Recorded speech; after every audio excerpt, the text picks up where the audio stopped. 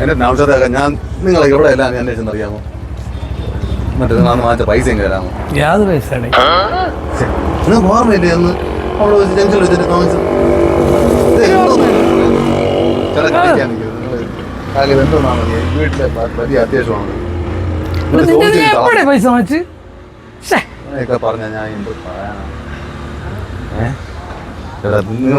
നിങ്ങൾ എന്ത് പരിപാടിയാണ് നമ്മൾ എത്രത്തോളം ഞാൻ കേണിയാ ചോദിച്ചു. എടാ ഇങ്ങനെ ചോദിച്ച ലോകത്ത് ആരെങ്കിലും പൈസ തരും? എടാ ഇങ്ങനെ അല്ലടാ, കടം ഒരാൾക്ക് കടം കൊടുത്തു കഴിഞ്ഞാൽ ഇപ്പൊ നീ നോക്ക്, ഇപ്പൊ നിന്റെ നിന്നാണ് ഞാൻ കടം വാങ്ങിച്ചത് അല്ലേ?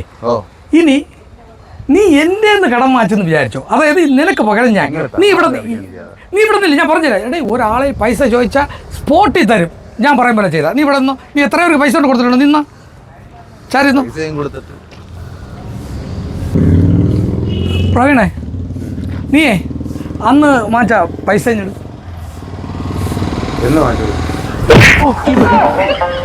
മറന്നുപോയാ?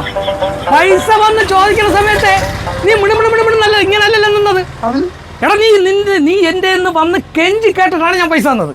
പൈസ തരണ സമയത്ത് നീ എത്ര ലാഘവത്തോടു കൂടി പിച്ചക്കാരനെ പോലെയാണോ എന്ന് ചോദിച്ചാൽ, കാക്ക പൈസ തരുമോ കാക്ക, എനിക്ക് അത്യാവശ്യം.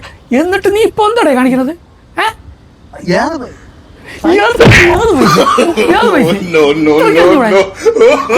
പൈസ എന്തോടെ ഇത്? എടാ മേടിക്കതാ ഇപ്പൊ പൈസ വേണം. നീ അന്ന് വാങ്ങിച്ച പൈസ എനിക്ക് ഇപ്പൊ കിട്ടണം, ഈ സ്പോട്ടിൽ കിട്ടണം. എനിക്ക് പൈസ കിട്ടിയേ പറ്റൂ പ്രവീണ. എനിക്ക് പൈസ എന്റെ സ്വഭാവം കടന്നൂടാ.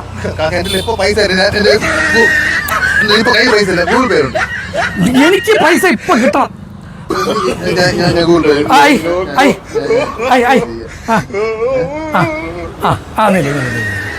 ഇങ്ങനെയാണ് പൈസ ചോദിക്കേണ്ടത്.